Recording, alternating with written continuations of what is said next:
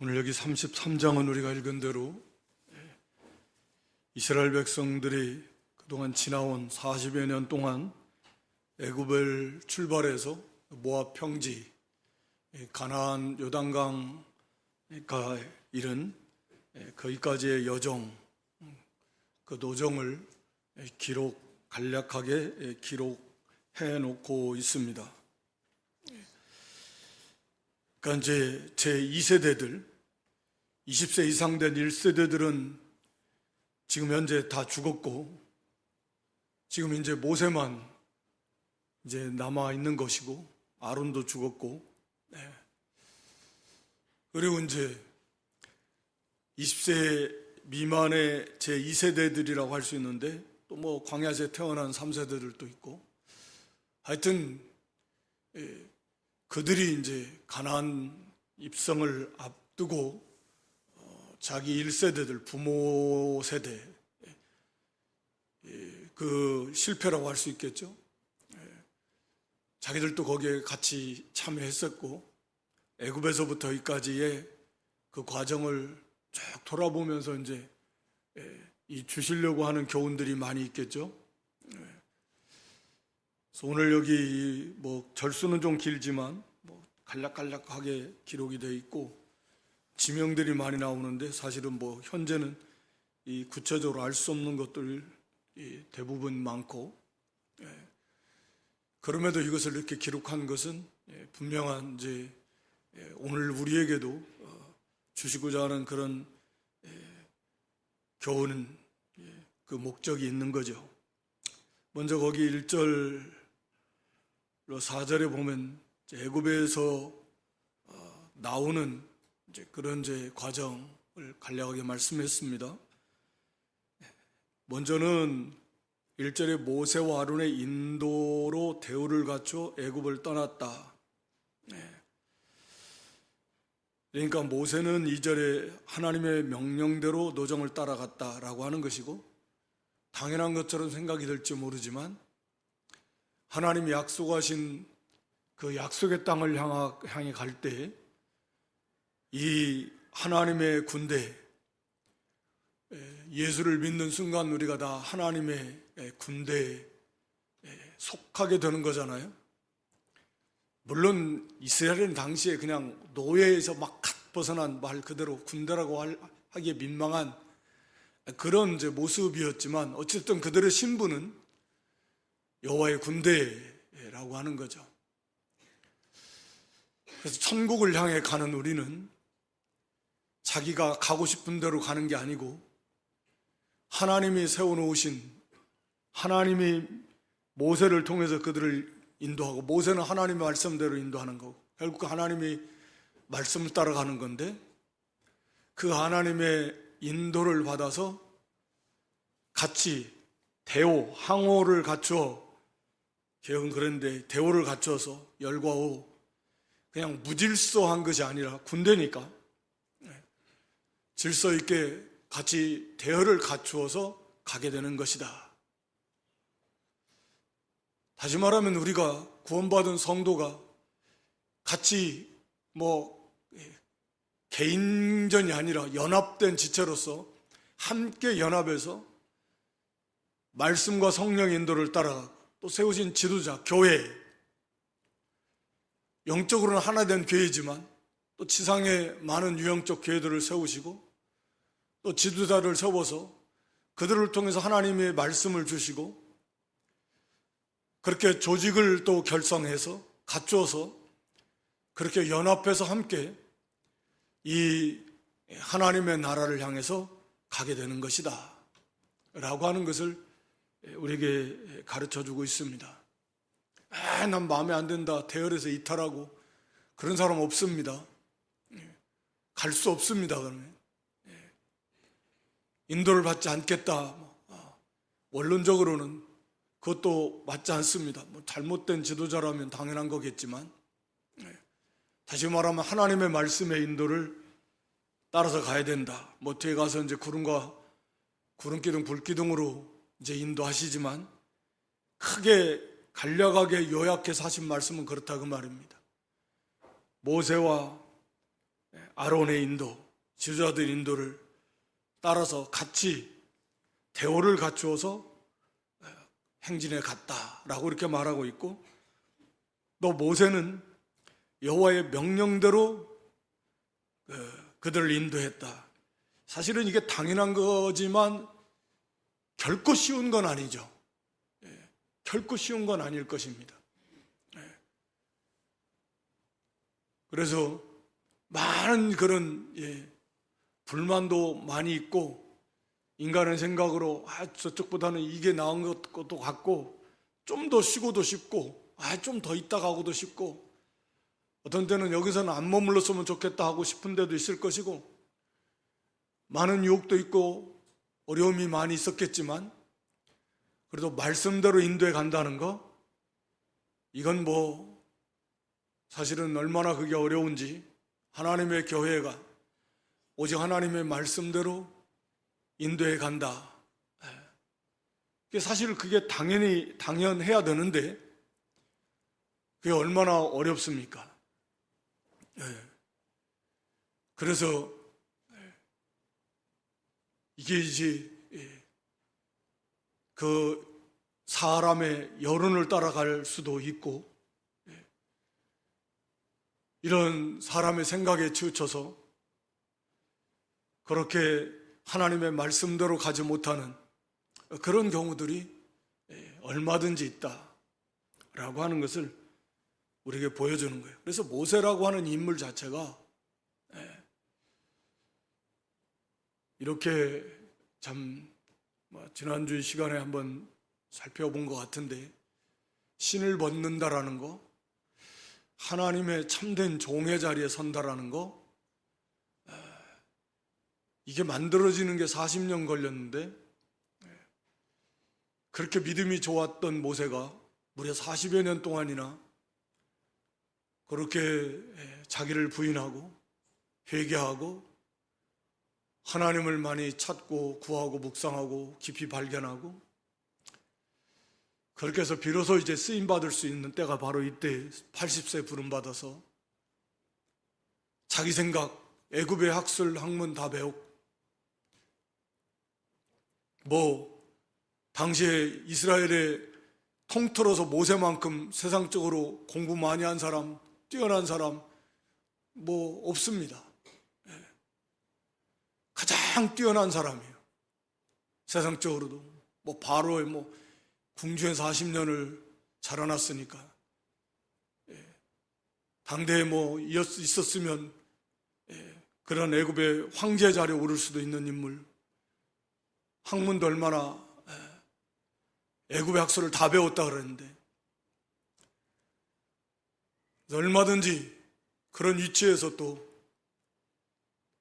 자기가 나올 수 있는데 자기가 안 나오는 거, 그게 참 대단히 어려운 겁니다. 그러니까 하나님 또 그렇게 오래 연단시키신 것도 같고, 그렇게 해서 철저하게 하나님의 말씀대로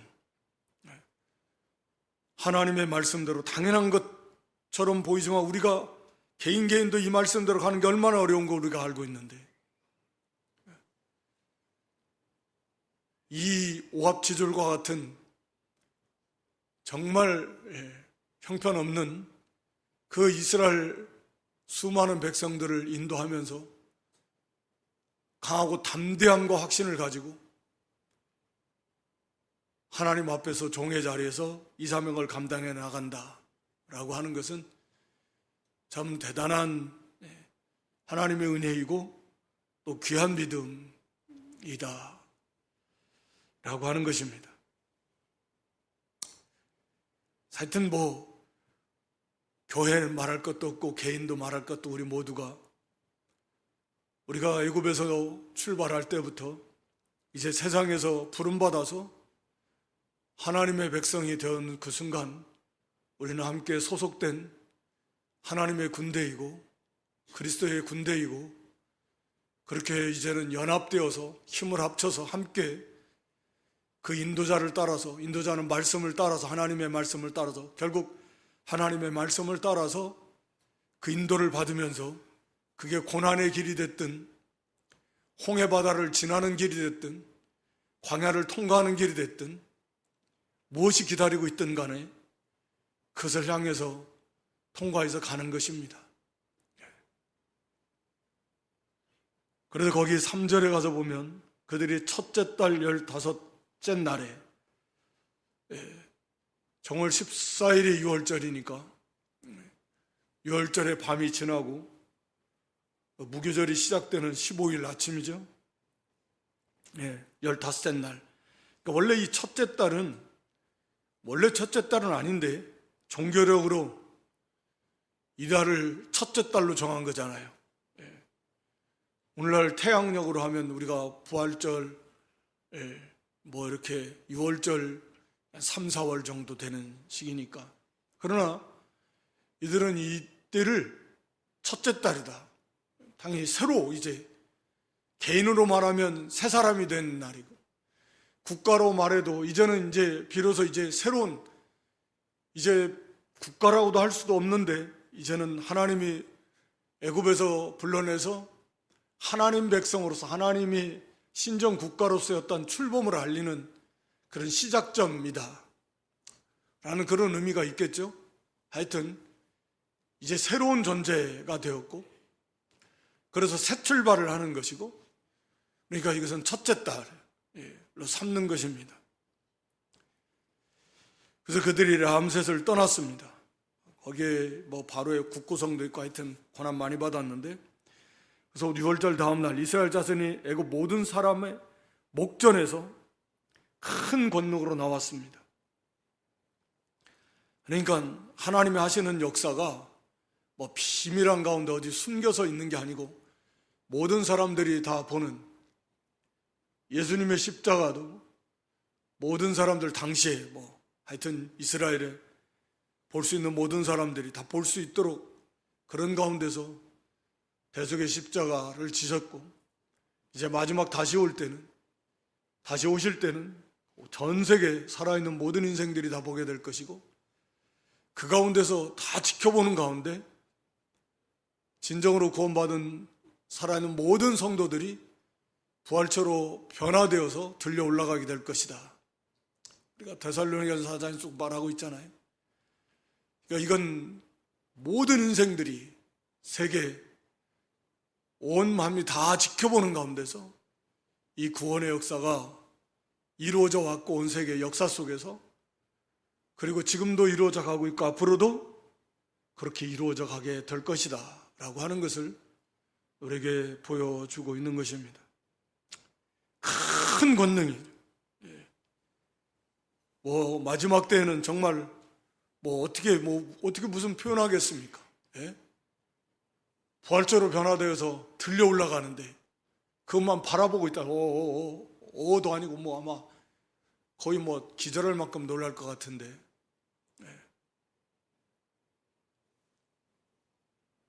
하여튼 주님 재림하실 때까지 살아있다면 다 들려 올라가야 되고, 그 전에 천국 가시면 다 부활체의 모습으로 만나야 되는데 그렇게 되기를 바랍니다.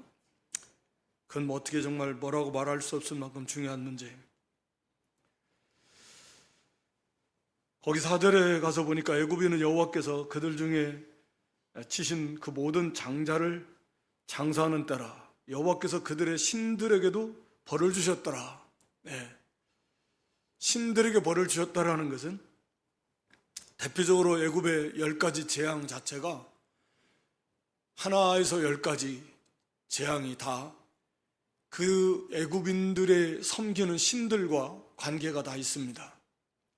그래서 나일강을 피로 물들인 것은 그 나일강 자체를 그 신으로 섬기니까, 그렇게 해서 뭐 농사의 신, 나일강의 신, 그런 이름을 만들어 놓고, 그런데 그것을 피로 물들였는데도 그들이 섬기는 그 나일강의 신이 전혀 그것을 막지를 못해요.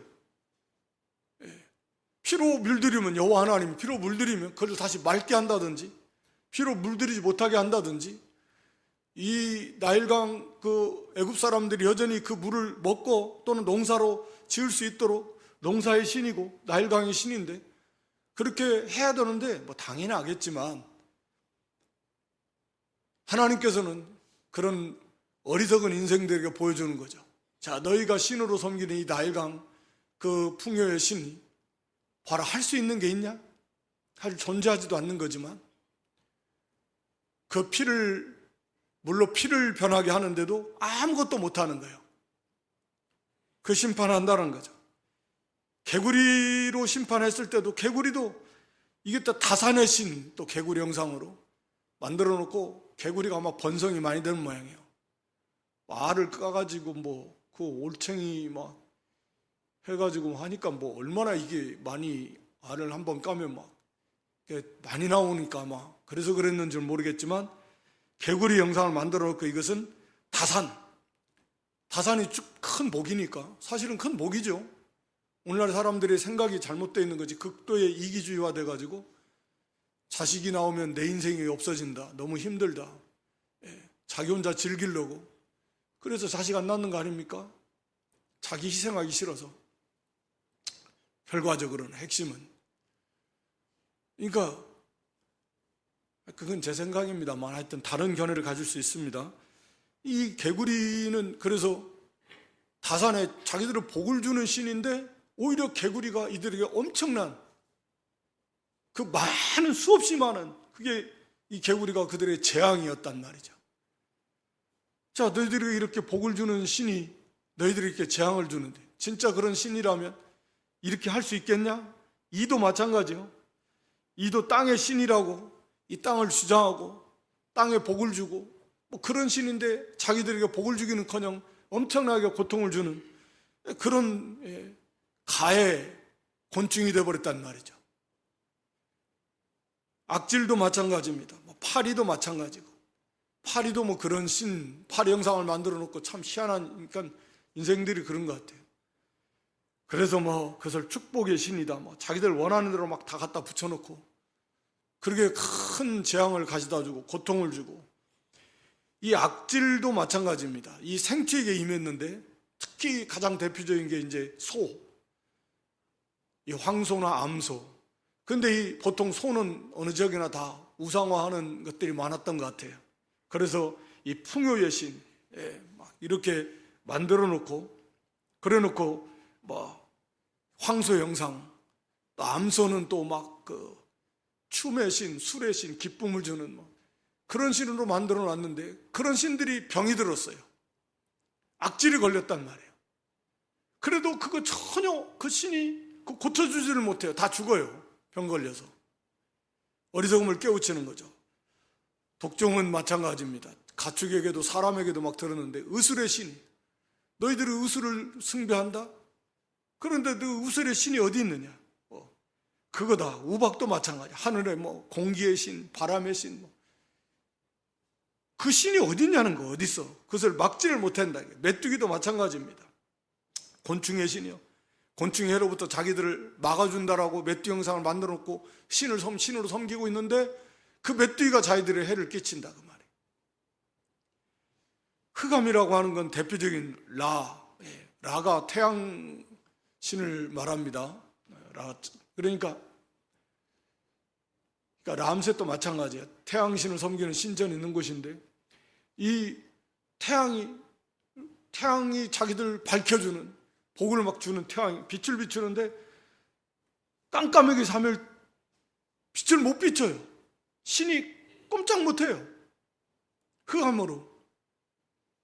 그러니까 그게 얼마나 어리석은 건가. 장자를, 마지막 재앙 장자를 치는 심판도 마찬가지입니다. 장자, 자기들의 생사를 주관하는 신이다, 생명을 수호해주는 신이다, 뭐 그런 신들 만들어 놓고 여러 신들을 섬겼지만 그것들이 그들을 보호해줄 수 있는가, 지켜줄 수 있는가. 근데 이걸 생각해 보면서 오늘날도 비슷하다 라고 하는 거죠. 사람들은 오늘날도 과학을 신처럼 의지합니다. 과학 속에는 뭐 이런 여러 분야가 다 있죠. 의과학도 마찬가지, 생명과학도 마찬가지. 마치 그것을 신처럼, 절대적 진리처럼 숭상하려고 하는. 야, 그렇게 의학을 숭상하는데 왜 갈수록 병은 더 많아지고 못 고치는 질병, 병들이 왜 못 고치는 질병들이 계속 생기는데 정복하지 못한다. 원인도 모르는 병들도 지금도 많고 얼마나 많습니까 사실은. 아니 그렇게 의학을 숭상하고 막 과학을 숭상하는데 아니 어떻게 그렇게 갈수록 병이 더 많아지고 원인조차 모르는, 원인을 모르는데 치료를 어떻게 합니까? 그런 질병들이 이렇게 많아지네. 그런데도 그거 의지할래? 라고 하는 뭐 이런 맥락에서 본다면 같은 거 아닐까요? 우리가 흔히 가장 많이 말하는 돈을 우상 하나님보다 더 좋아한다. 돈이 행복을 주는데 왜 돈 때문에 싸우냐? 왜 돈 때문에 싸워요? 대부분 싸움의 분쟁의 원인을 보면 상당 부분이 거의 돈과 관련이 있습니다. 아니 돈이 행복을 주는 게 아니라 왜 돈 때문에 갈라지고 없던 돈이 갑자기 생기면 막 아니 돈이 그렇게 행복을 주고 기쁨을 주는 신처럼 돈을 우상화하는데 왜 행복을 못 주고 분열을 가져오죠? 파멸을 가져오죠? 왜 고통을 가져오죠? 우리가 하나님께서 애굽 세상을 대표하는 그런 애굽에 그들이 온갖 신들을 각종 신, 오늘날 다릅니까? 각종 신들을 다 우상을 섬기고 있는데 하나님은 그런 것들을 열은 만수니까 어떤 의미에서 인간의 만수, 모든 육체의 만수니까 다 그걸 심판하시는데 그러면서도 그들이 그걸 통해서 복을 받고 행복해지기를 원하고 뭐 건강해지기를 원하고 뭐 근데 왜 그러냐 이게. 왜 그걸 깨닫지 못하는가? 세상은 그렇다고 할지라도 우리는 성도는 그걸 알아야 되지 않겠는가?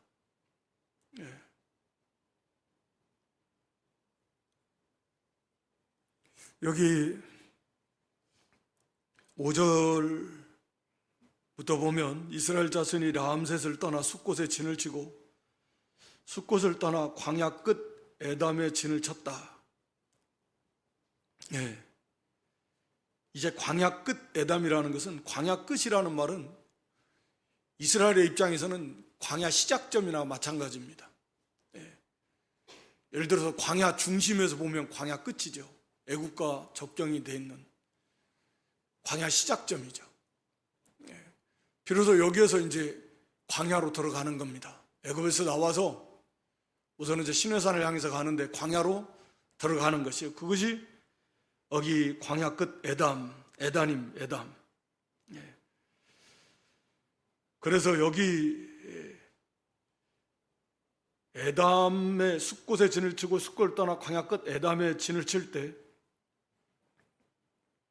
여기에 이제 이때로부터 하나님께서 구름기둥, 불기둥이 여기서부터 이제 하나님이 나타나서 그들을 인도해 주십니다. 이제 광야가 시작이 되는. 왜냐하면 이제 여기서부터 하나님이 그들을 인도해야 되고 또 그들 어디로 갈지도 모르니까. 그래서 뭐 이 내용 거기 출애굽기 13장 20절 이하에 있는 내용인데요. 거기 숫곳을 떠나 광야 끝 에담의 장막을 치니 21절 이하에 보면 그때 이제 앞서가시면서 구름기둥 불기둥으로 그들을 인도해 주십니다. 한 번도 가보지 못한, 오늘 우리도 말씀드리지만 공간은 뭐 매일같이 다람쥐 쳇바퀴 돌다는 그런 공간에서 왔다 갔다 하는지 몰라도 시간의 개념으로 보면 우리는 한 번도 가보지 못한 길을 매일매일 매 순간순간 가고 있는 것입니다. 그러니까 무슨 일이 언제 어떻게 이렇게 변화될지 어떤 일이 생길지 우리는 몰라요. 하나님께서 구름기둥과 불기둥으로 우리를 인도해 주신, 우리가 말씀과 성령, 진리와 영감으로 우리를 인도해 가시는 거잖아요. 그 인도를 따라가면 그게 큰 원리. 무슨 일을 만나 상관없는데 그 인도를 따라가지 않는다면 이 광야를 어떻게 통과할 수 있겠습니까? 그래서 거기서부터 이제 하나님께서 구름기둥 불기둥으로 그들을 인도하시고 바알스본 앞 비하이롯으로 돌아가서 그 앞에 믹돌 앞에 진을 치고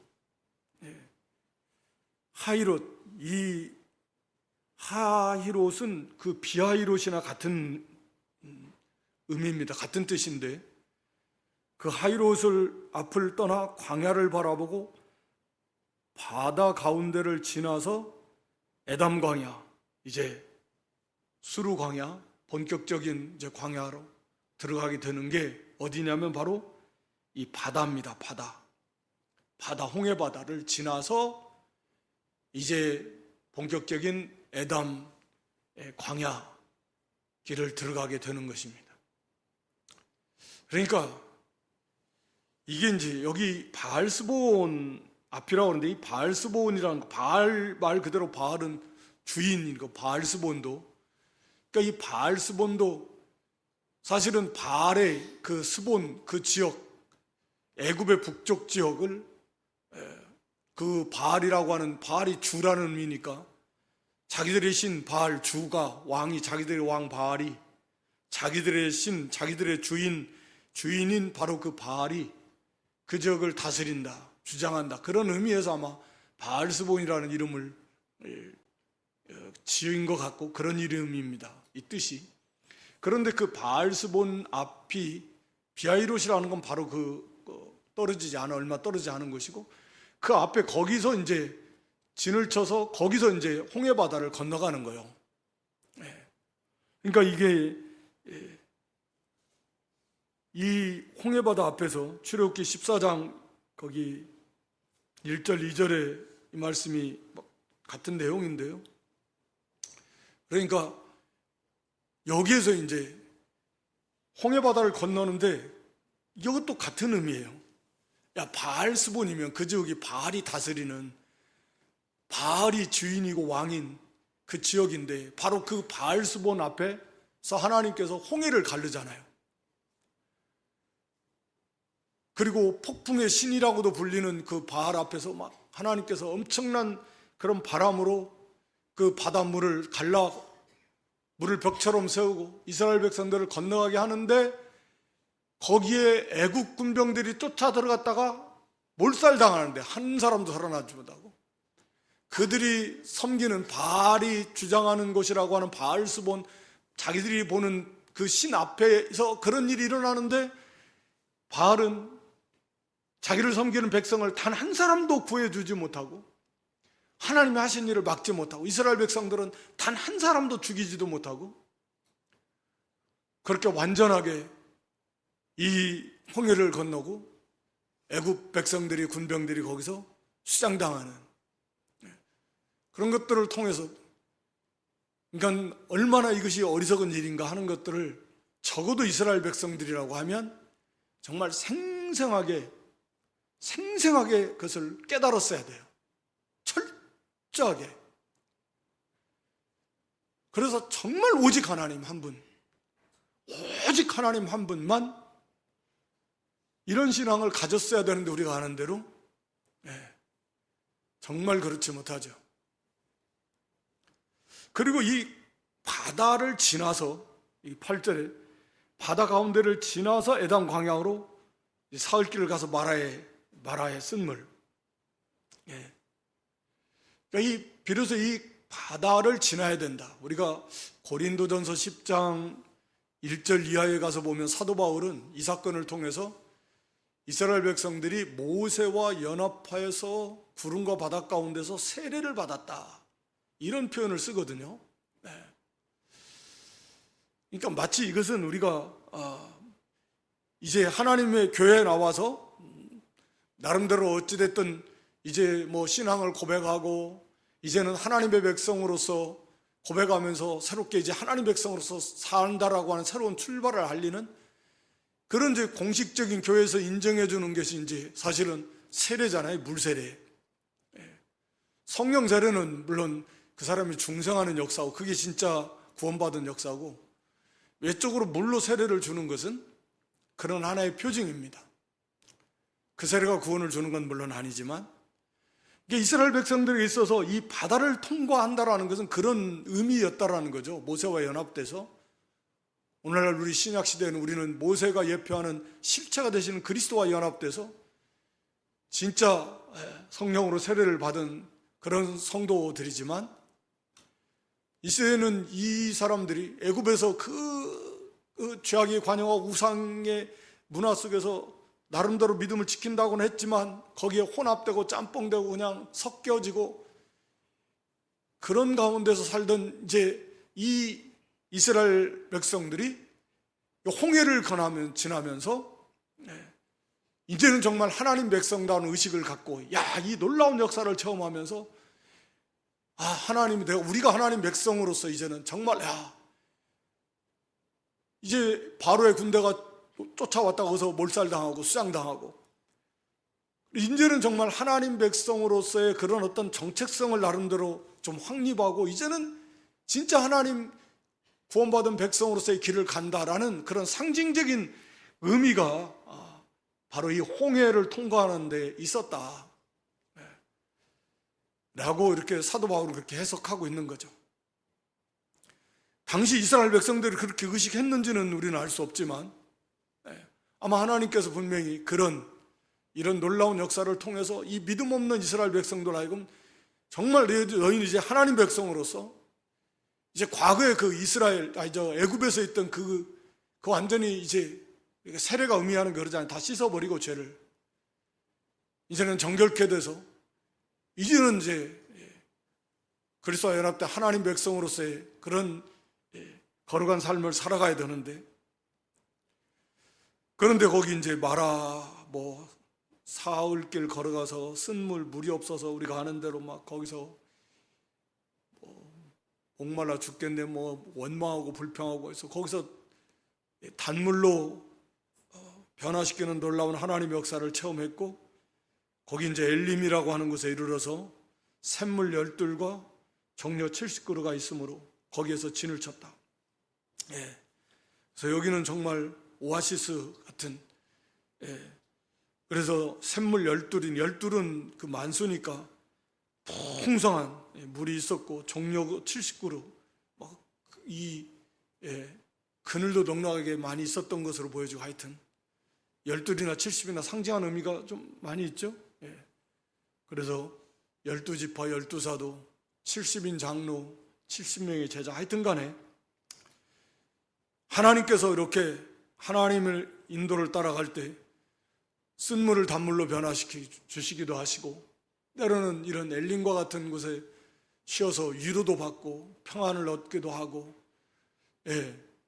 내내 이런 광야 그런 곳만이 광야지만 그렇게 어려움만 있는 게 아니라 능히 그 가운데 견딜 수 있는 위로가 있고, 때로는 엘림과 같은 것도 만나고, 그런 것을 상징적으로 보여주시는 거죠.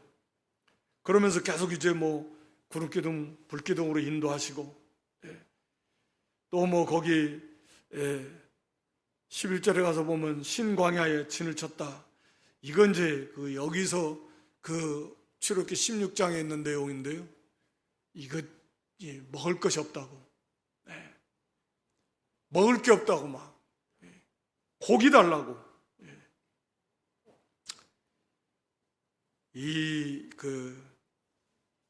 원망하고 불평하고 하던 이제 그런 지역입니다. 하여튼 간에 그런 과정들을 거치다가 거기 16절에도 보면 기브로 핫다와 이 무인수기 앞에서 우리가 살펴봤는데 르비딤, 물이 없다고 다투는 두 번 있었죠. 이 사건이. 르비딤 지역은 다른데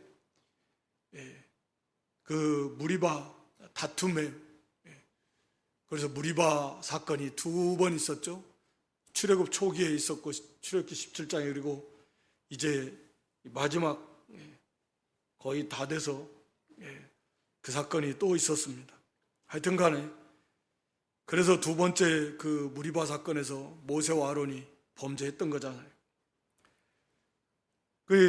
이런 그 지역들을 쭉 말하면서 아마 생생하게 이스라엘 백성들이 그 성공보다는 실패했던 자기들의 그 신앙, 자기 부모 세대, 그래서 이미 지금은 없는, 당시에는 이미 다 세상 떠나고 없는 자기 부모 세대들, 그리고 거기에 아마 동조했던 자기들도 있었을 것이고, 어쨌든 그런 실패의 연속, 그런 모습들, 뼈아픈 그렇지만 하나님께서 이미 다 예비해 놓고 있으셨는데 만나도 주시고 메추라기도 주시고 반석을 갈라서 생수도 주시고 때로는 엘림과 같은 것을 만나기도 하시고 쓴물이 변화해 단물이 되기도 하시고, 하나님께서 그렇게 다 주시는데 기브로 샀다와 탐욕의 무덤이죠. 막 고기 달라고 막 했을 때 그 만족하지 못해서 주시는 만나로는 만족이 못한다. 이거 먹고 어떻게 사냐 이 말. 그래가지고 그렇게 하나님을 시험하고 원망하다가 많은 사람이 죽었습니다. 그리고 뼈아픈 그 가데스 바네아 사건을 통해서 하나님을 믿지 못하고 거역하고, 그리고 이제 돌아가자 하다고 할 때 거기서 이제 하나님의 징계를 받아서 약 38년여 동안을 쭉 지금 이 과정, 거기에 기록된 지역들을 지나서 이렇게 온 것입니다. 그래서 거기 36절에 보면 에시온 게벨을 떠나 신광야 곧 가데스에 진을 치고, 여기 신광야는 그 앞에 신광야 나온 신광야는 다른 것이고요. 그래서 곧 가데스라고 그랬는데 이 가데스가 그 가데스 바네아입니다. 그러니까 이때는 이미 약 38년이 지난, 애굽에서 나온 지는 약 40년, 시내산에서 약 거기에서 한 그 11개월 정도 머물렀고 시내산까지 가는 데가 한 2개월 걸렸고, 그러니까 이제 대략 그 가데스 바네아에서 여기까지는 대략 한 38년여 정도, 좀 더 그렇게 걸린 겁니다.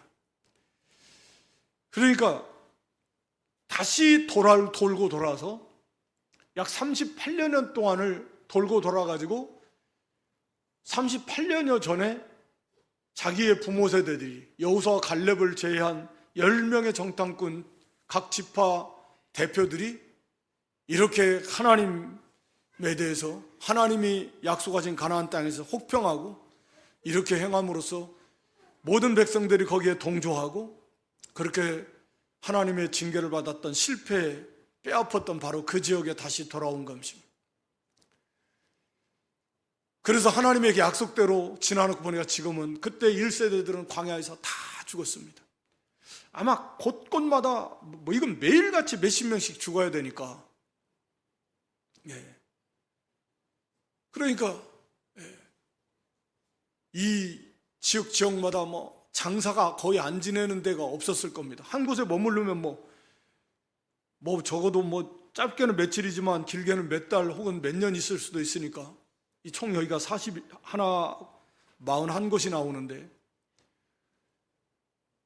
그런 실패의 역사를 보면서 그들이 오늘 우리도 마찬가지지만 역사를 통해서 교훈을 받지 못하는 백성은 망한다. 어떤 사람은 책 제목을 그렇게 지었다는데, 역사는 반복된다. 왜? 비슷한 인간들이, 비슷한 그런 부패한 인간들이 살아가는데 뭐 역사가 반복되지 안 반복되겠습니까? 뭐 특별한 사람들입니까? 다 똑같은 사람들이 살아가는데. 그러니까 사실 어떤 의미에서 역사는 반복될 수밖에 없는 건데요. 근데 그것 반복이 된다는 말 자체는 또 교훈을 못 받는다라는 거죠. 그러니까 결국 또 반복이 되는 것이고, 근데 뭐 세상은 그렇다 치더라도 우리는 이 교회의 역사, 이스라엘의 역사가 구약 교회의 역사인데, 뭐 신약 교회의 역사도 비슷하고요. 역사를 통해서 교훈을 받지 못하면 이 당시 이스라엘이 우리가 아는 대로 결국은 이들이 얼마나 큰 그런 고통을 당했고 망했지 않습니까? 북이스라엘은 남유다만 거의 다시 좀 남고 돌아왔지만 결국 그 교훈을 받지 못했기 때문인데요. 오늘 우리도 똑같다라는 거죠. 우리가 지금 이 애굽이라고 하는 세상에서 나와서 이제 하나님의 인도를 받아서 천국을 향해 천국 가나안을 향해서 가는 그런 그리스도의 군사라고 하면 그건 분명한 건데, 이스라엘의 실패를 전감 삼아서 우리가 언제나 하나님의 인도를 따라서 그 말씀대로, 그리고 오직 하나님 한 분만, 헛된 우상들 세상에 가득하지만 옛날 애굽처럼 그런 것들이 얼마나 헛되다라고 하는 것을 우리가 깨닫고 오직 하나님 한 분만 순종하며 갈 때, 그랬다면 물론 뭐 이렇게 40년 그렇게 되지도 않았겠지만 하여튼 형통한 길을 걸어갔을 것인데, 그럼에도 불구하고 결국은 우리가 아는 대로 전혀 그것에서 우리도 역시 제대로 그 교훈을 받지 못하고 있다. 성경의 교훈을. 성경이 전에 기록한 것은, 즉 구약 성경은 우리의 유익을 위해서 기록한 것이다 라고 이렇게 말씀하고 있는데, 그것을 유익을 받지 못하고 있다라고 하면 결국은 그들이 겪었던 고난, 그 비슷한, 또는 그들이 겪었던 그런 멸망을 겪을 수밖에 없지 않겠나. 개인이 됐든 교회, 지역 교회들이 됐든, 말씀드린 대로 전체 하나님의 나라는 그건 든든히 완성되어져 갈 것이고 분명하고 그렇게 될 겁니다만, 개인이나 또는 각 지역마다 있는 교회들, 거기에는 많이 섞여 있는데, 교회가 타락하면 그 지역의 교회는 없어져 버리기도 하고, 개인도 마찬가지고 그렇게 될 것이다 라고 하는 것입니다. 오늘 여기 그들의 인도하신 그런 하나님의 인도하심의 모습을 보면서 오늘 우리에게 주시는, 오늘 우리도 지금 하나님 우리를 인도해 가시는데 생생하게 우리의 모든 발걸음이 하나님의 인도하심 아래에 있고, 지나놓고 보면 왜 거기에서 원망하고 불평하고 걱정하고 근심하고 두려워했을까? 결국 하나님이 다 준비하고 계신 여호와일의 하나님이시고, 근데 왜 쓸데없이 그때 막 낙심하고 두려워하고 원망하고 막 불신하고 그랬을까? 이스라엘 백성들의 모습을 보면 얼마나 답답하고 어리석습니까? 그냥 순종만 하면 갔더라면 얼마나 좋았을까요? 오늘 우리의 삶도 다르지 않을 것이다. 그래서 이 말씀을 통해서 주시는 우리 교훈을 잘 받아서 우리가 실패하지 않고 좀 더 이렇게 성공적인, 오직 하나님 한 분만을 섬기며 그분의 말씀의 인도를 잘 따라가는, 그래서 정말 형통한 그런 길을 걸어가는 저희 모두가 될 수 있기를 주님의 이름으로 축원합니다. 하나님 아버지, 이 저녁에도 저희를 불러주시고 옛적의 이스라엘 백성들을 애굽에서부터 가나안 땅으로 인도하신 그 인도하심의 역사를 간략간략하게 우리에게 들려주시며 또 교훈해 주시는 은혜와 사랑을 진실로 고맙고 감사합니다. 우리의 삶에 적용해서 우리도 세상으로부터 구원받은 그리스도의 군사로서 오직 우리를 인도하시는 하나님의 그 말씀과 성령의 인도를 따라서 연합된 지체로서 함께 합력해서 그 말씀을 따라서 인도하고 그 말씀을 따라서 갈 수 있는 그런 교회, 또 그런 성도들이 되게 해 주시옵소서.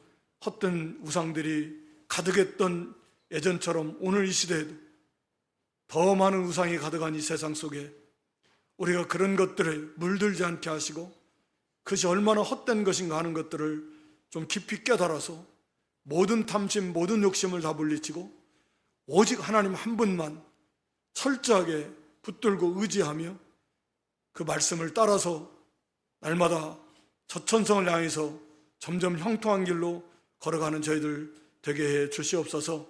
쓴물이 단물이 되고 때로는 엘림과 같은 놀라운 하나님의 위로와 평강도 안식도 허락해 주실 것이고 구름기둥 불기둥으로 또 만다와 매출하기로 하나님께서 이렇게 우리를 인도해 가시는 하나님이심을 믿고 그 인도를 따라가는 저희가 되게 해 주시옵소서.